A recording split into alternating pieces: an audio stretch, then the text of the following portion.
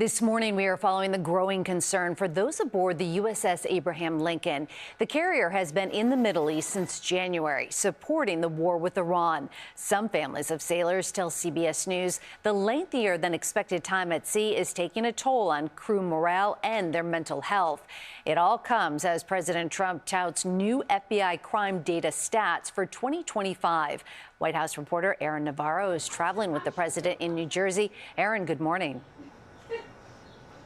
Meg, good morning. Sailors and Marines on board the USS Abraham Lincoln have been at sea for nearly 9 months, 3 months more than a typical deployment. And while U.S. Navy officials says they are sending more social workers and counselors to the ship, on Friday, President Trump dismissed concerns of worsening conditions on board.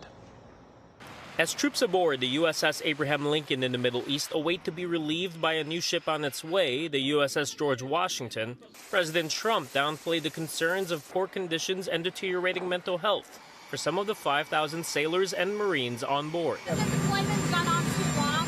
No. Not nearly long enough. The aircraft carrier has been active throughout the war with Iran, but the shortages of basic supplies, issues with plumbing, and declining morale has raised concern among some military families and parents, like Jefferson Kelly, whose son Jackson is on his first deployment. They should not be deployed this long.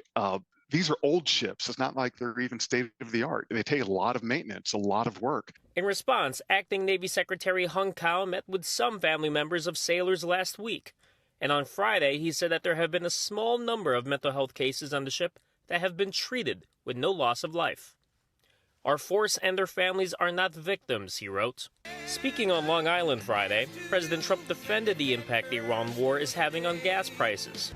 The national average, hovering over $4 a gallon, is almost $1 higher than at this point last year. We don't want to have them have a nuclear weapon, so remember that when you have to pay a little bit more. While back in New York, Trump attacked Democrats as being soft on crime and touted a new FBI crime report showing what the agency called a record decrease for violent crime in 2025. According to the FBI, the number of murders, aggravated assaults, and motor vehicle thefts all dropped in 2025.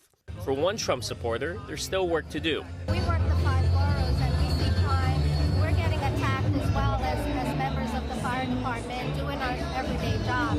So that's why I'm kind of like not seeing it as much as I would like to.